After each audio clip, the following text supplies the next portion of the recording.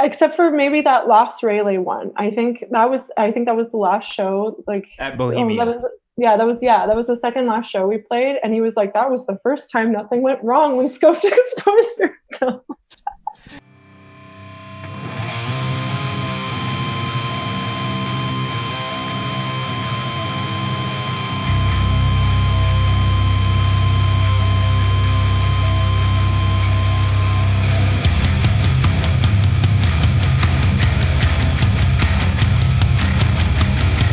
Sweet.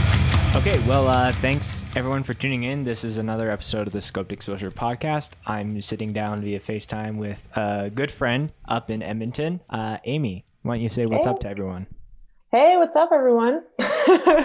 And Amy plays bass and is pretty immersed in I guess, the DIY scene in Edmonton. I don't know if there's an official scene out there, but that's at least how we met. Yeah. And so, how about you just give me or the people listening or watching just an intro about what bands you're a part of and how people would know you best?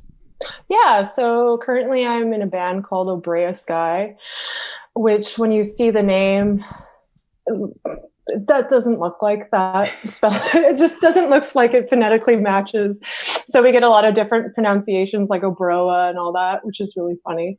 And honestly, it's great. I love it. I play bass, I do vocals. It's kind of like a hardcore, like a heavy screamo, more so on the hardcore side.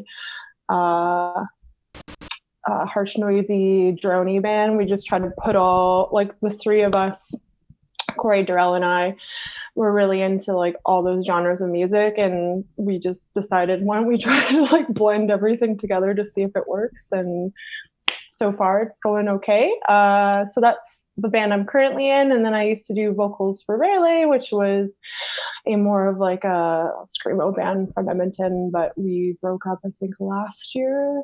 So yeah, so those are kind of the two main bands that I'm Right. in. And I definitely want to. Can you hear me okay? I was getting some internet connection things. Yeah, it said that on my screen too. Yeah, I Oh, can hear okay, you fine. cool. Yeah. Yeah, I definitely want to jump into like the origins of the band and kind of what you guys are doing right now and, things Yeah. that are upcoming. But I always like to get a little bit of context for all my guests as far as how they got into, this, all these different subgenres of, aggressive music, if anything. So, tell me about some of your monumental records when you were growing up and how those formed you to where you are now. Yeah. So I think the first huge, like, heavy band that I got into was Linkin Park. They were like my favorite when I was a kid growing up. I'd listen to them every day. And I was super into pop punk too. Like, I loved Sum 41 and Billy Talent and bands like that from Canada, like pop Yeah. punk bands from Canada. But Linkin Park was like the biggest thing because I liked like the emotional vocals, and I listened back to it, and it's just so nostalgic and still holds up pretty good. Those first two Yeah, records. I don't think those two records are cringy in any way. I think like the Yeah. songwriting and the all those aspects, like Linkin Park was big for me as far as heavier music growing up as well. So Totally, yeah. Yeah, so that was kind of the big thing. And then the second one was Alexis on Fire. I loved Alexis on Fire. So that was kind of my high school band. I listened to that on the bus every day. And that just kind of carried on until university. And then I kind of dropped off of heavy music for quite a while. I was kind of more into indie rock and synth pop and a lot more electronic stuff when I was in my early 20s.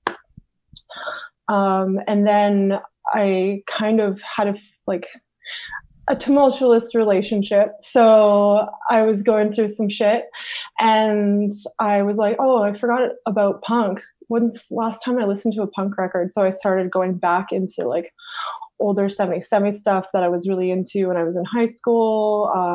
And then at some point I was like, never listened to hardcore before. Why haven't I listened to hardcore yet? It just seems like a right progression. So I started listening to like old school 80s hardcore, like Black Flag, Minor Threat. And then I was like, oh my gosh, this is like the style of music that I've always wanted to listen to. Why has it taken so long for me to get to this point? So yeah, I just kind of got into more like 80s and 90s hardcore at that time. And for me at that point, it was hard for me to find like more like contemporary hardcore, because like anytime like you Google stuff, and I was like in deep into like the indie rock scene and the synth pop scene, so I knew all of that. But anytime I'd Google like top 10 hardcore bands or new hardcore bands, it always popped up as these like really poppy hardcore stuff that I was like not into. Right. So then I was like, well, maybe I should just try to go to shows. So, but yeah, and then trying to think of other things. Well, maybe I can just add to like I'm always interested on how people are finding out new ways of hearing music. Like, it's still pretty new for something like Spotify even to have like, recommended like daily mixes and just like autoplay into bands that aren't even in your library. And then you're like, whoa, what is this? Like that happened to me just a few days ago. But traditionally it would be a matter of you talking to friends, them putting albums into your hands or CDs or tapes or whatever, and like do your research and go home. Totally. Yeah, and at that time, my friend group, I wasn't really in the punk or hardcore scene. I'd like go to punk and hardcore shows, but I didn't really have an easy time making friends at that point in my life. Yeah.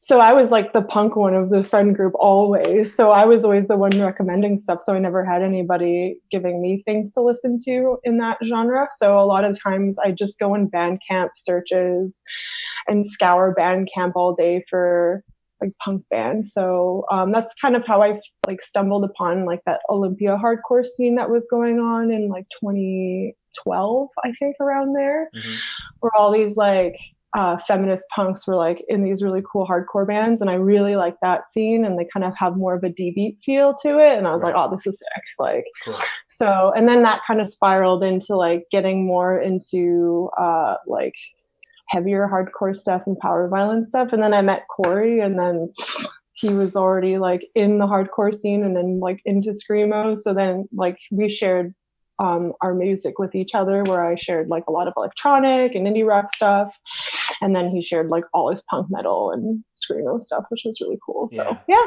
Cool. And Corey, I guess initially started as like a friend that you met, and now you guys are, married. Actually, we met on Tinder. Oh, you met on Tinder? No way. Yeah. Cool. Mm-hmm. Yeah. Was it through like, hey, I like that album in your I don't even know anything about Tinder, because me and Brent met long before that even existed. Oh, so lucky. Actually, like Corey was my second Tinder date. I was on OkCupid, and that was even worse than Tinder in my opinion.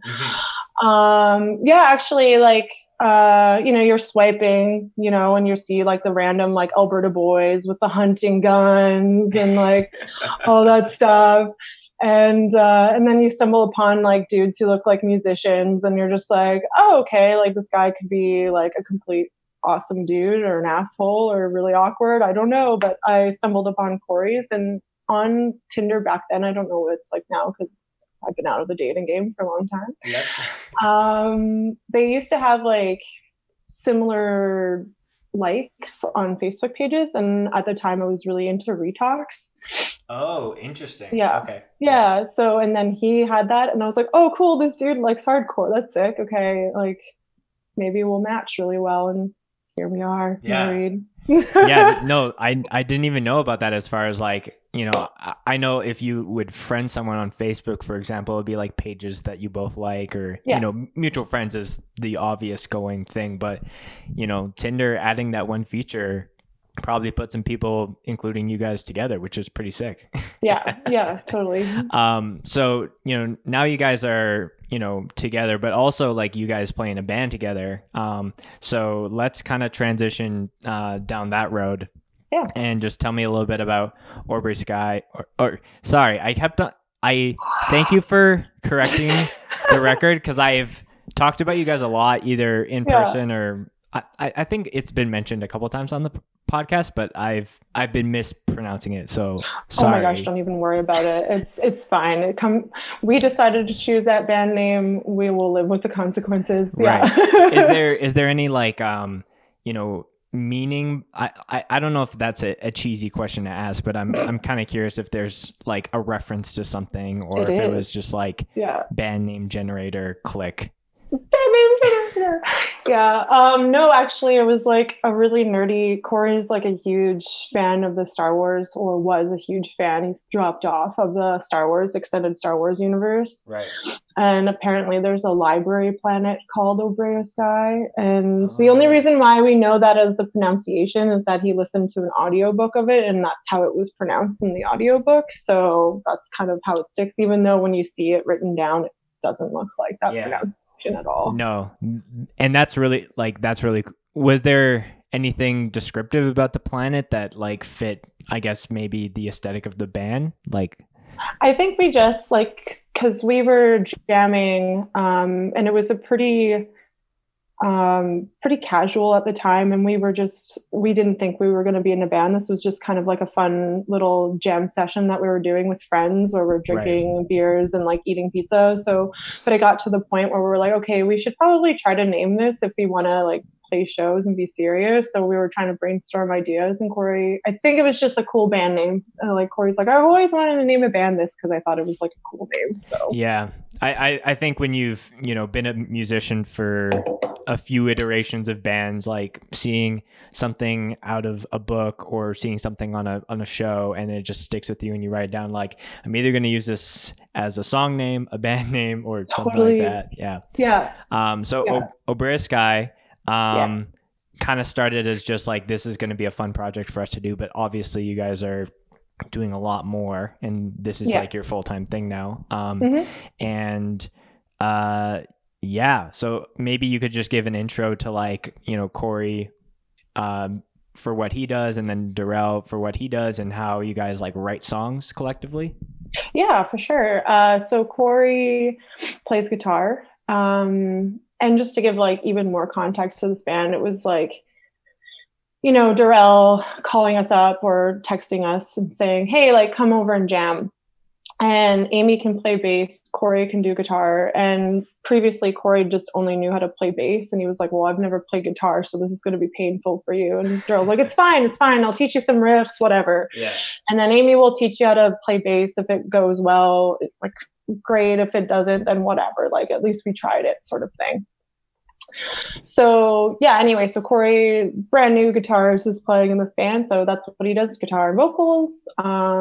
He also plays a modular synth. So for those who don't know, it's it's super nerdy, but they're like tiny little electronic, they look like chips that you'd put in a computer that have knobs on them. Yeah. And then you plug them into a power supply, and then you also plug it into like a jack to listen to, and you can twist the knobs. It makes weird beeps and boops. And if you get a bunch of them together, you can kind of try to make like more complex ones. So that's what he does. I don't know the science behind it. A lot of times it goes wrong and that's just par for the course with electronics like that. Just like so many things can go wrong with wires, and yeah, so that's what he plays, which is cool. And then Darrell does drums. And then in terms of us approaching songwriting, usually it's Darrell who kind of like writes some of the riffs on guitar, and he'll just kind of present, this is what I'm thinking. He'll send us a video of him playing the riff, and then like Corey and I will try to learn it. And then if we want to adapt certain parts, that's kind of how we do it. But it's like a really, even though like Darrell sort of is like the main like riff writer, and like obviously drum parts as well, it's a really collaborative process where, like, you know, if we don't like a certain part, and we will change it, and it's like usually for the better, which is really awesome. We tend to mesh really well, so it kind of makes for a really easy writing process. So yeah. I know, like, I can attest to being a little more on the controlling side of like songwriting, because usually there is a leader, so to speak, for someone who's like bringing the most to the table as far as new ideas. And I will say, like, if I, for any of the boys that I play in bands with or whatever, and they're like, yeah, Spencer is really controlling. I think I'm more critical of like, okay, like I'm super open to ideas, like, oh, you don't like this riff, like, what do you think it should sound like? Yeah. But one of the very first bands I played in, my other guitar player would like constantly like critique certain things, but would never like, well, I don't really know. And so I'm like, well, we got to finish the song today, bud. But yeah. I don't think he even listens to this podcast, so it's fine. Yeah, but that is really cool though, to have like, you know, the drummer essentially kind of bringing, you know, at least the initial ideas, and then you guys can kind of start to build off of that. Yeah. And then vocals, Corey and I do all the vocals, and I write most, like Corey writes some songs, I write a lot of more of them. But yeah, we just plan the vocals out together, and Darrell just like, I don't care, you do the vocal part. Yeah. So, and he likes how we structure them. So yeah. It's pretty fun. So you mentioned that Corey originally just played bass. I think he was playing bass in Relay when I saw you guys. That was many moons ago. So he was learning guitar, and then was this the band that kind of introed you to playing bass as well, or were you playing bass previous to this as well? I had never played bass. I like, sometimes I'd pick up guitar here and there, and like for a couple weeks get pretty good, and then just like, I think it's hard for me, like if I don't have a band or like something to practice for, that I just kind of like, I'm not really intrinsically motivated to play guitar very often. Right. Now I kind of am, because I think I'm just a little bit more laid back, because when I was younger, it was like, oh, I'll never be as good as this person, so why am I even trying? And it's just kind of a struggle. And now that I kind of learned a new instrument, and I found out that for me, it's really easy, and I really like playing bass, that I was like, well, time to try to start guitar. So no, that was the first ever time learning bass. So no, that's really cool that it started as such this we don't really have any crazy like ideas of where we're going to go, but you know, started really small and just kind of built, and now you guys have, you know, you played New Friends Fest, and you're playing again this year, knock on wood, everything's kosher for that. I just want to like, you obviously know the story, but I want to tell it quickly for the listeners. So if anyone follows the channel, last year, 2019, we filmed a fest in Toronto called New Friends Fest. And if it wasn't for OBROA-SKAI, we wouldn't have filmed that, because you guys had announced that you were playing it. And then I was like, I have no idea what this is. I don't recognize any of the bands on this poster. But that's initially what got us to inquire. And then we hooked up with them and flew out to film all those bands. And, you know, I know Egan and a lot of the New Friends team was super stoked, because a lot of bands in the more Screamo DIY scene have tons of photographers, but not people doing like full sets like I do. And that brought a ton of new, you know, people to the channel and things like that. And that was really cool. Can you kind of tell me about what your process was because was that your first time like out of like on the eastern side of Canada for sure, right? Yeah. Well, I had played fest in like, are you asking more like, is that the first time I've played in a different city at a fest, or is it more so like going out east? I thought originally it was outside of Alberta, but I think you guys also did something in Vancouver that same year. Yeah. Rayleigh played a fest in Vancouver, which is like how we met this band from Chicago called Crowning, and that's kind of what got us more into like the online Screamo community, because it's like a super niche genre, right? Sure. So a lot of times like everyone's kind of spread out in different cities. Like if somebody's into that genre of music, it's probably like 10 people like really into the genre, and all those people playing bands together. So it becomes like really funny.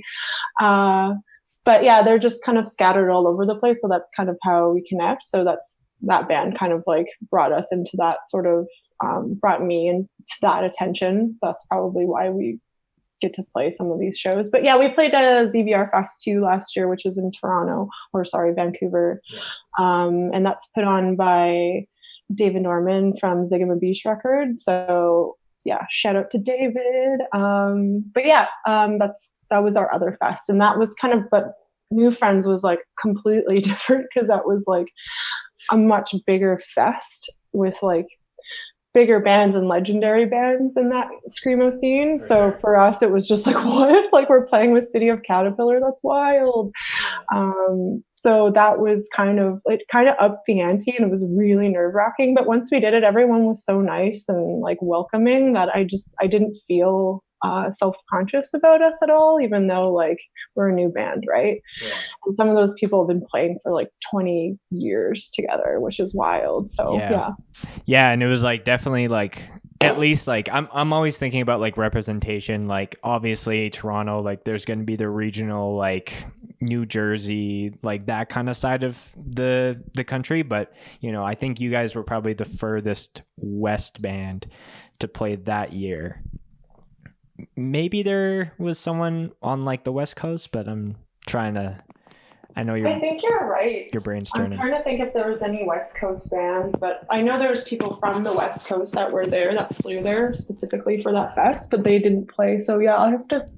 I know. It was mostly Spring is from Portland. Okay, then that band's. Yeah. So second, if anything. Yeah, they beat us. Yeah. Yeah. So. Mm-hmm. And it was eye opening for me because like. The DIY scene overall is something that was like really eye-opening to me, not only like how I film certain bands, but just like the music and the style overall. So, you know, it was again really cool, like not only to film some bands for like it was their first time to ever have a live set premiered on the internet, but also like eye-opening for people who might just be into like straight up hardcore to be like, oh yeah, like Jillian Carter's super cool. Oh yeah. Like Respire with violins and trumpets is like super. Like I got a lot of people about Respire specifically just because of, you know, the eye catching nature of it. And they're like fantastic too. So yeah, and really unique in that scene too as well. There's not a lot of bands that sound like that at all, which is really cool. So yeah. So I guess like overall, is there anything as far as like maybe a misconception about the genre that you could kind of break as far as like, you know, like to hopefully give some more people like a reason to check out some of these bands versus like, oh, this is not what I'm used to, I'm out kind of thing? Yeah. That's always a good question. Because I feel like it's one of those genres where it's like if you're really into like moshing and breakdowns and stuff, it's not really like it's not an easy transition if that's like what you listen to heavy music for, because and not all bands, because there's like definitely some really heavy screamo bands out there who sound more hardcore, but they just have more like complex guitar riffs or like ridiculous drum fills and stuff where they don't really need to be there, but they just did it anyway. But I think too, it's like, I don't know, if I had to say why I'm like drawn to that genre of music,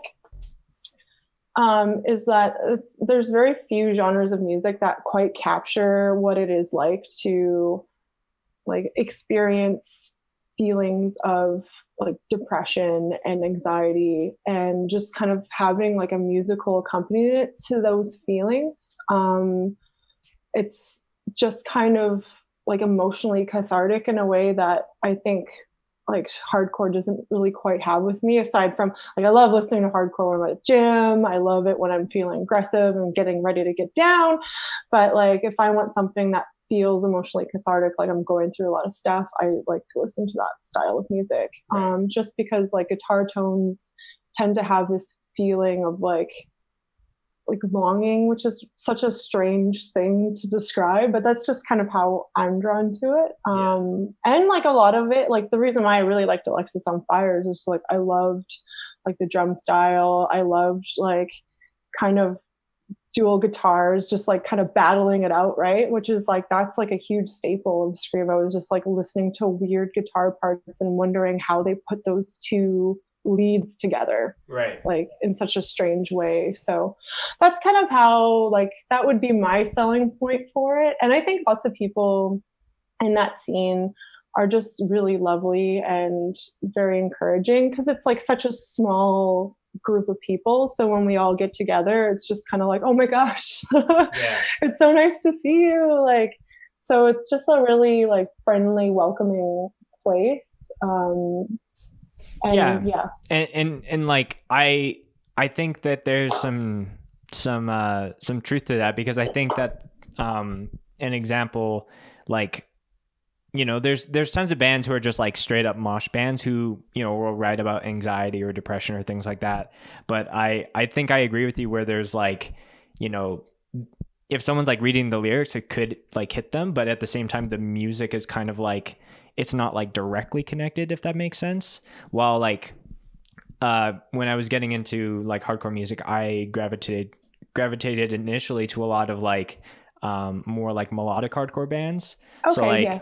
you know, bands like Counterparts or It Prevails or things like that. And, you know, like the melodic nature of it and the lyrical content were a lot more intertwined than just like, you know, a band like Absence of Mind, for example, is like a really jammy hardcore band, but they do have, you know, vocals and lyrics that hit on those subjects. But, you know, some people are like I would argue that some people aren't listening to that band just because of those pieces. I love Absence of Mind, don't get me wrong. Yeah, no, that's fair.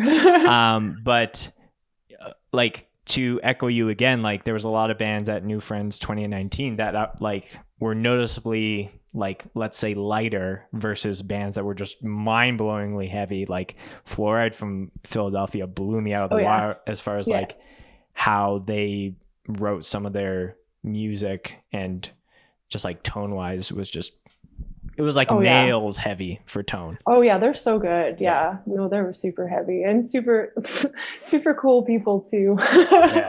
Yeah. And that drummer's ridiculous. Like Emmett is wild. Yeah. I follow him on Instagram and he'll like do notations of his drum parts, and I'm like, I have no idea what the hell that is. It's so cool. I think one of the things that I sent to the Scope group chat, I think I don't know if this was right after the fest or during, I was like, everyone here has really nice gear. Like, when you go to a hardcore show, like usually it's like the same amp because no one's brought their own rig, but it's like, you know, there's staples like a 5150, a 6505, but half the things didn't have any labeling. So I'm like, okay, I think some of these were hand built, if anything. And huge pedal boards. But yeah, that was what one of the first takeaways I had. I'm like, everyone like really cares about their tone and is very intricate as far as how they develop certain things. Goodness. If you talk to like a Screamo musician about tone or gear or pedals, they will just go off, and it's so funny to listen to. Like in Grayley, that was kind of like most of the conversations we had in jams is like Paul talking about his amp and his new pedal and what it does, and like, oh, the attack is like, you can drop the attack down and increase like the gain, and I'm just like, okay. And now that I play in that style of music, I totally get it now, because at the time I was like, oh my gosh, y'all, like nobody, like normal people like who don't like that style of music as much, or like they're casual listeners, don't usually notice. But like once you start getting into that and playing that, then you pick up on things, and it's just like, oh, I understand. But yeah, everyone's gear snobs, the biggest gear snobs on the planet, and I mean that in a very lovely way. But like I'm like part of lots of like online Screamo forums, and like they'll be like discussions on like what's the best like guitar amp, and Right. tons of like arguments, not good like good arguments, but discussions on those, like those threads will happen. And like, yeah, it's really funny. And there's certain amps that are just like legendary amps because like Orchid had it, or so it's just like it's really funny. But you're right, yeah, they care a lot about their gear, and so do I. Yeah. So yeah. Is there any like staple things that you've added as far as your, you know, rig is concerned, as far as like pedals or different things like that? You know, I haven't really like because I'm like pretty new to my instrument. I not so much, like a lot of it is like Corey's old stuff. So like his bass head, and the name of it, I always have to ask him, I'm like, what is it a reissue of? And he'll tell me, and I'm like, okay. And then when somebody comes up who actually knows their gear, will come up and be like, oh, is that the reissue of the Sun, blah blah blah? I'm like, yeah. And I'll like slap the top of it, sure it is. Like that meme. Yeah, you could fit a whole Screamo album in here. Yeah, you totally. But right now I actually have like this really cool pedal that I love for my like heavy parts, which is like, it's kind of a recreation of a Rat pedal, and it sounds so good and so crushing live. A Rap pedal? A Rat pedal. Oh, a Rat. I was like, rappers have pedals? I did not know that. They might. Yeah, I guess so. But no. It's the auto-tune pedal, I guess. The auto-tune pedal. Yeah. But that's kind of it. Like, I don't know, like my setup's pretty simple at this current moment. I don't really, like our band's not really, like if I played in a more like technical or melodic sort of band, I would probably care a little bit more about my pedal setup. But at this current moment, I just play like no wave heavy Screamo. I'm making noise. Like it's gonna the heavier the better. Yeah. Right now. And like I've gone really like from both ends of it, because I used to work at a music store, so like I got super nerdy when we would get new pedals in from JHS or what have you, and trying to figure out ways of noises that I can make, because like I think the band I was playing at that time was like a melodic hardcore band, so it's like trying to get a super heavy tone but have delays and reverbs for other parts, but now like things are, maybe there's pushing a little bit more in that direction again, because I really stripped it down. Like all I have is a tuner suppressor, a super shifter for like drops, and then an ABY switch so I can send it to 2 amps. But now it's like, I've because of quarantine, I've like picked up my guitar a lot more and actually given myself a little bit of time to write some new music. And one of my bands is like a new metal band, so I'm trying to think of like, like it would be cool to have a part with this kind of like chorusy effect or something like that. But we'll have to see, because rebuilding a pedal board off of stuff that I have can tend to be expensive. Oh yeah, totally. And just like figuring out the setup. Yeah, mine is just like 4 pedals, easy, like nothing can go technically wrong in that, and I'm cool with that because I don't like the added stress of like worrying about electronics on stage. I'll let Corey deal with that, as he typically does. So he's messaged me, or at least I will commend him for being very open to just me putting out the set with the goofs and gaffs of the amount of things that could go wrong. He's had the worst gear luck since like Rayleigh. Like when we played that Vancouver set ages ago, like something went wrong with his bass guitar, and like the screws came loose, so like things were coming. I don't know. Oh, no. But like he said, the screws were coming out, so when he was playing, it was like digging into his wrist and making it bleed. So yikes. I was just like, so he didn't have a screwdriver, so he's just had the worst gear luck ever. Like, but lots of our sets, I can't think of a single one where everything went right with him. Like, except for maybe that last Rayleigh one. I think that was the last show, like at Bohemia. That was the second last show we played, and he was like, that was the first time nothing went wrong when scoped exposure goes. But like last time the Tubby Dog set, like one of his tuning pegs just like flew off.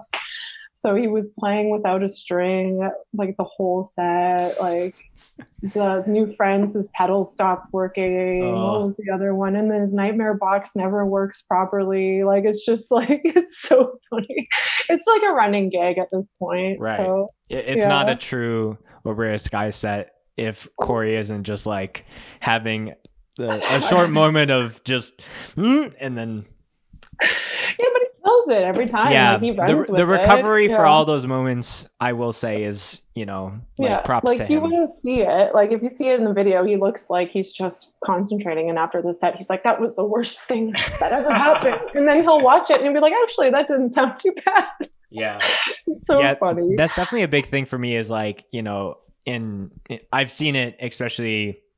Well, I've had to like practice it and live it as far as like playing a set and thinking, oh man, that was absolutely terrible, and then watching it back and being like, oh, this actually isn't half bad. Like I remember like shout out Remy, he plays bass in Endgame with me, and his strap broke like I think the third song in, and then the rest of the set he was just like it wasn't like, it was just like him just sitting with it. And like that's cool. Yeah, like I've said this a number of times, so I'm sorry if for any listeners who are like, yep, you've said this already, Spencer, but I think it's a reoccurring thing where it's like I'm always thinking about how this set is going to be received for years and years and years.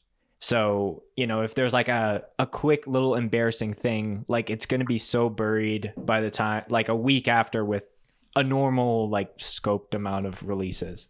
Totally. And then by that time you look back and you're like, man, that was funny or whatever. Oh yeah, that's the thing. Like at the time, I think like when adrenaline hits, and I think you want to like put your best self out there though. But I think some of my favorite sets are when things go wrong, and for sure. Because it sticks in your mind like, oh, that like, or like that's like that one City of Cat like set where he electrocuted himself with his pedals and all of it. Did you not see that? Oh no, I did not put that together. Busy filming. He like electrocuted himself on stage, and he was like on the ground like and then I have to watch that back, because there was a couple hiccups, like not. There was some from the band, some from just like the sound person and stuff like that. Like it's DIY, it's hardcore music, it's like shit happens. But yeah, I do remember vaguely. I'm like, oh, he's singing on the ground. That's kind of cool. But then it's like, no, he's electrocuted. Wow. Like it was wild, because when it happened, like everyone was just like staring. So when we were watching the set that when you just put out, like the whole time I was like, okay, when is it going to happen? Because that was like horrifying. The nail biter moment. Yeah, and we talked to him after that, and he was like, yeah. He was like super chill about it. But they've been playing music forever. That band, like. So, but it was just really funny to like, but that sticks in your mind. You're like, wow, like you got up and you started playing and screaming, like, and playing really well still, despite being electrocuted on stage. That's so punk and so cool. But yeah, I don't know. I think that's just like par for the course, and it's just, I don't know.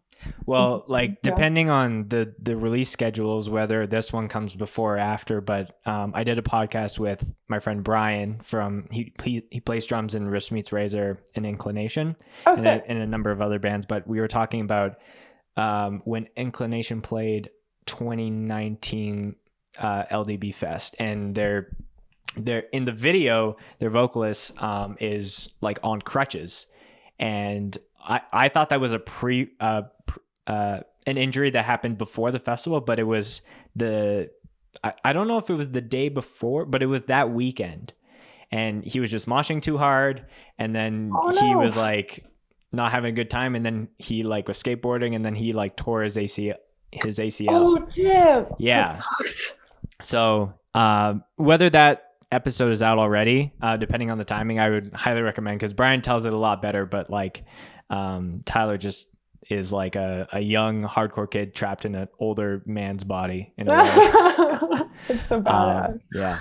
So as far as things with OBROA-SKAI, as far as what you're doing like right now, and maybe some things that are coming up I know it's a little tougher right now to like plan like releases and planning Yeah. shows and tours. I think I saw on whether it was yours or Corey's Instagram that you guys were doing band practice via Yeah. FaceTime. Yeah. But yeah, how about you tell me like what you guys have in the mix at least right now? Yeah. Well, currently we just dropped 2 splits. That was cool. And then, yeah, right now we're just writing our full length. So we have, there's only one song that needs to be written. Everything else we have in the bank. So we have a bunch of songs like on our, we have a Google Drive.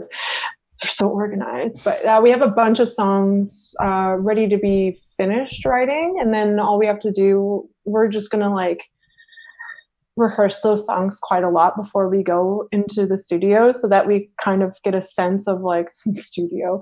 It's like, but it's, I guess it's a kind of a studio, but yeah, we want to get kind of a cool sense of like what we want it to sound like and like what tones we want. So that way, like it's super easy to record and yeah. So, but yeah, right now we're just writing and hopefully we get to play New Friends Fest. We'll see. Yeah. Yeah, and then yeah, other than that, like all we had a bunch of shows booked, but they are probably all canceled at this point. So, Yeah. which is too bad because well, we were like going to play some pretty cool shows, but which I think there's a lot of really cool shows coming up in Edmonton and Calgary and a bunch of other places. So it's like it's a shame, but it's also like now I'm so used to it that I'm like, well, at least lots of people will be coming to shows now because they'll be so cooped up. Yeah, like yeah. It is, you know, it is very interesting to like think about, you know, when the government or whoever it is to be like, okay, people can go outside and, you know, maybe, you know, events like are allowed more than, I think it's like 15 people right now.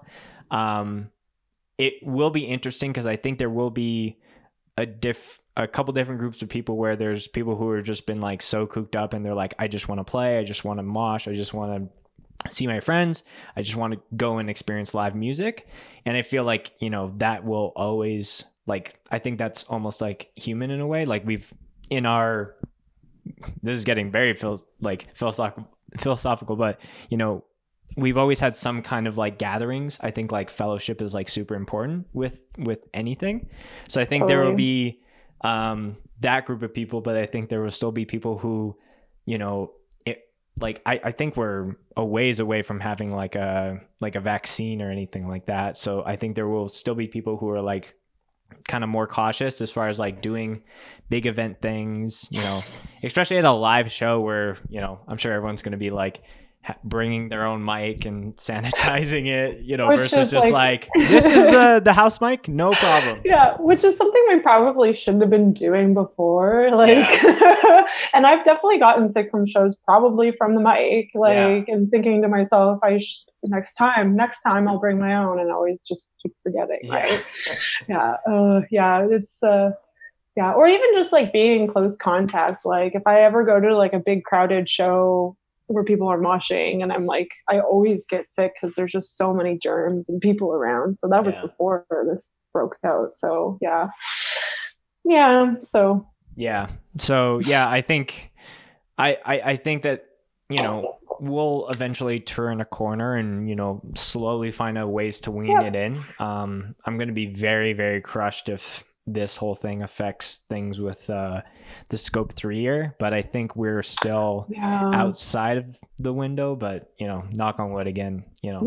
It's so hard to know at this point. Like I think it's frustrating, especially for bands too, like who had tours planned, and like I had so many friends like have Euro tours planned to play a bunch of like Screamo Fest in Europe, and like, you know, and that scene in Europe is just so awesome and like willing to help you out and drive you around everywhere, which is really sick.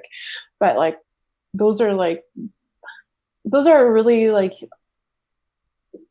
monumental times for a lot of people in North America to be able to play Europe. So a lot of the bands that were ready to go were just like, just so excited to play it. So it's such a bummer to see that. And now it's like, hopefully they're able to do it next year, which is like, hope, but yeah, it's just so hard to know at this point. Like, it's just the uncertainty, I think, is like a pretty big bummer, especially for like ambitious people who are in bands who like have plans. Like, some people plan their summer like after the summer is done, and like, okay, what are we doing next year? Like, Right. we're going to try to play this fest. Let's contact this person now so that we can get into it. And, you know, so now that's kind of like at a halt, and now everyone's like, well, I guess I'll just riff in my bedroom now. Like, yeah. And there's some things that can happen as far as like, you know, like, oh, well, I can still work on X project at home, but you know, like a lot of, you know, it's not like music like as a whole is kind of like halted, and you know, if people have gear or can order equipment to record at home and do stuff, like I'm rarely seeing bands get together and still practice, because you know, it's like, oh, my grandma or my aunt has a immuno defect. But you know, seeing other industries like, you know, like Marvel is like halting all production on like newer movies, so like, you know, they're a huge organization that plans years and years and years into the future. So for them, it's like you have to. So yeah, like at least in my lifetime, I've never had something at this scale. Like literally anybody, like on a friends list or whatever, like I could literally go into my phone, look at my contact list, and know or imagine how this affects every single person. Yeah, totally. Yeah. And then it's like, yeah, it's hard because like I think the first couple weeks that it happened, like a bunch of friends were like, well, my tour's canceled. And you're like, oh no, especially for bands that are just like, you know, that are just like kind of up and coming. And like that was a huge deal for them to go on tour, or like somebody who's an artist, like, and that's their livelihood. And yeah, it's hard. Or people who run venues, like, oh my goodness. And now it's like, yeah, there's so much uncertainty about those venues being able to run like after this is done. So it's just, there's a lot of like uncertainty, and like, yeah, it's heavy. It's a lot of heavy feelings. Yeah. So let's get off the heavy feelings, because you know, let's get on to positive. We've heard enough of this crap. I know that, well, I'm just pulling up my thing. I know that you know, like we mentioned that you were playing in a band with Corey. I'm kind of curious if like, you know, because there might be a couple people that like, you know, either have a boyfriend or a girlfriend that they also play in a band with. Have you found that like certain aspects of that is like, you know, it's hard to, you know, separate like band stuff from like home stuff, and vice versa? No, it's been really nice, actually. I think it's something that makes our relationship stronger. And we're not like, we always kind of have this sort of thing where we think of ourselves, and I don't know what it looks like to the outside because we're so into our own lives, is that we're not super coupley, I guess, if that makes sense. So usually when we're working on bands, it's not like awkward for bandmates to be like, oh, they're like doing PDA right now, you know what I mean? But like we try to, like, we're both really ambitious about like music, and we both have very similar, like spookingly similar like tastes and different things. So anytime we like want to start a new band, we always have like 20 different bands in our brains that we want to start. We just need like other people who'd be down. It's always like, oh, what about this band but heavier? And if we did this, oh, that sounds like the best band. So for us, it's like, it never gets a bit weird. And I like talking about music and making music, and like creating is really important to both of us. So I think for us, it's just kind of like grossingly cute. Yeah. And I think it's crucial, like just relationship be overall, to like, you know, be able to, you know, have connection with your partner, but at the same time, like not have that to be at the expense of others in a way. Oh yeah. Well, I know some people, like I've definitely heard of stories and heard some people who were like, I could never be in a band with my partner. That would drive me nuts, and we would fight all the time. So we're just not doing it. And I was like, that's a smart thing to know about yourself. Yeah. I'm sorry. I'm going to have to let That's Marty fine. out because he's just growling. Oh, Do you need to say anything to anyone? now he's shy. Well, he just licked the mic, so. Nice. All right, give me 2 seconds. The best dog. Yeah, he's a good doggo. He's it's tough to work from home sometimes just because he's like, I feel like, oh, dad's home, it's time to play and hang out versus like. Oh yeah, because for him it's probably like, oh, if you're home, like you can pay attention to me now. Yeah. Yeah, Marty loves quarantine life. He's just. Yeah. Dad's home all the I'm time. sure so many pets are so happy right now. That's why we're trying to get a dog, because I'm like, okay, I'm bored at home alone. Let's adopt a dog. Yeah. But one animal you do have is a snake. We have a snake. We have a ball python. Yeah. What's your? I don't even know your snake's name. His name is Basil. Basil. Nice. And Yeah. how long have you had Basil? We've had him for about 3 years, I think, 3 or 4. I don't remember. The years go, like, since being in school, like my years of like are just all over the place. Right. But I think 3 or 4 years. So yeah, he's a ball python. They're basically the dogs of snakes. Like you hold them and they're just like whatever. Like they're just really chill until they're hungry and then they want food. Yeah. What do you normally feed him as far as like I don't know. I'm just curious about snakes. Yeah. It's so for Basil, we give him thawed frozen rats. Some people feed ball pythons live rats, but that's mean to both the rat and the python, in my opinion. And ball pythons are pretty meek when they're not hungry. So sometimes we think he'll be hungry and we'll try to feed him and he'll just like back off, like, what are you doing? Why are you shoving that thing in my face? It's scaring me, and they'll hide. So like that can be a really bad thing to do. So that's what we feed them. Yeah. And they're burrowing snakes. So they just like hanging out in their hides all day and completely content. So yeah. Cool. Well, Marty's, I know you want to get let out. So in this with this guy who's giving me a hard time, let's start to wrap it up here. For sure. So you mentioned some of the things as far as things that are coming up from OBROA-SKAI, but as far as like how people, you're just ruining the flow of this interview. We're making it better, in my opinion. Yeah. Do you want to come? Do you want to come join? Can we can interview Marty for a bit. What's your favorite toy? You want to show your favorite toy to the podcast? You're like the only guest that I'd be comfortable like bringing Marty in to like. Oh yeah, no, I'd be more than happy. Anybody else, I'd be like, I'm so sorry, dude. Yeah. You're like, no, sweet, bring him in. No, I want this. Yeah. Well, we have a couple toys for Marty. Let me just bring him, and then he can just send it off. The best. In true style. Come here. This is the best day of my life.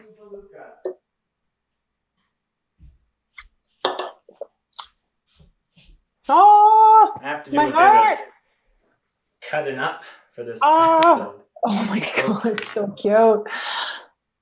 It's like, why, Dad? I don't understand. All of the podcast listeners will have to go watch the ending. Oh, you're gonna grab the mic? Oh, this is so wholesome. If that's not like the thumbnail for the video, my goodness. I will be very disappointed. I'll make a clip of just this. Yes. But one of the things as far as okay, you gotta lay down or something, man. Okay, we're gonna do this. There you go. So one of the things that I like to do, the ending. Oh my goodness, hold on. This is so unprofessional, Marty. Oh my goodness. All right, there we go. Favorite Mosh story as far as you going to a show. I don't know if you're a mosher yourself, but even if you had seen something or you had done something, that's how I like to end most of these episodes here. Yeah, I used to like to mosh, but since getting into my late 20s, my body is just like, no thanks. But I think I have two favorite stories. Sure. And they're actually not from like any hardcore shows. They're from like kind of noise rock shows. So my first one, and it's not really a mosh story, but I was at a Met show and there was a bunch of these young dudes and they all just like started hugging each other in a circle and they kept on chanting like hug circle pit, and they're just like hugging each other and like kind of running around in a circle, like crossing their legs. Like a rugby scrum in a way. Yeah, kind of, but they weren't like aggressive about it. They were being really silly, and then there was one dude in the middle just like flailing and dancing like this. That was the funniest thing I think I've ever seen in a show, and the bands were just like trying really hard not to laugh while they were playing because they were like being really intense on stage. And then another one which I found was really funny is that I was at Death from Above 1979. I was in the mosh pit. And you know how sometimes people, when they trip over their feet and they just like barrel with their head down and they're just like, you can tell their feet are yeah.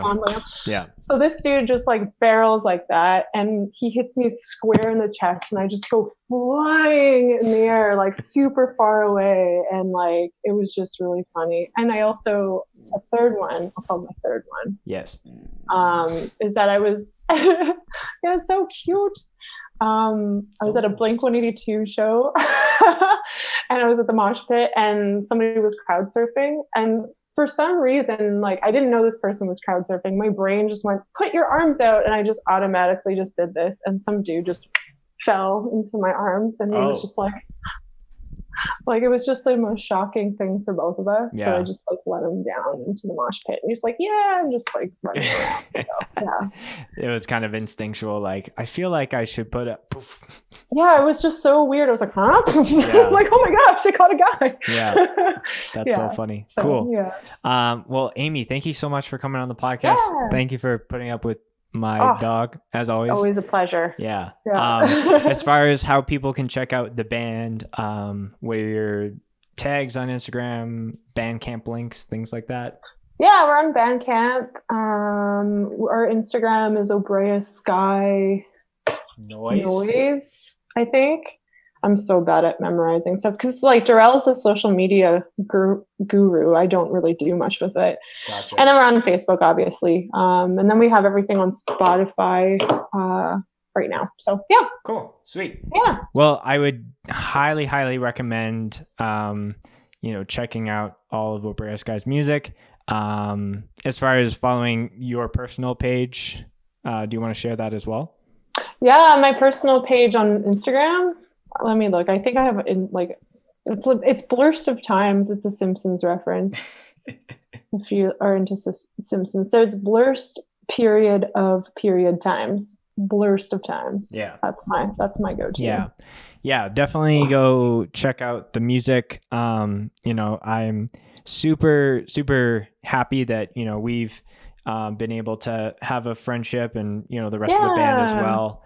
And I think you guys really were kind of like the, tip of the iceberg as far as like us, discovering new bands that we could feature on the channel. And I feel like I owe a lot to that. So, well, thanks for all your hard work. Like, honestly, I can't thank you enough because I think a lot of bands here, like we're super lucky in Western Canada to have you, especially in our scene because like a lot of us never been filmed. And a lot of times I think it's like, I think people like just even the learning experience of seeing how you look live is like super crucial and being like, oh, that's what that sounded like. So now on top of that, like just introducing us. Oh my gosh. Yeah. It's stop talking. Yeah. Hey, with me. She's saying nice things about me. Okay. Cool. Well, thank you again for coming on. I'm going to let this guy. Do you want to go outside? Yeah, that's the head turn. He does. Yeah. But thank you again for coming on. Yeah, thanks for having me. Yeah.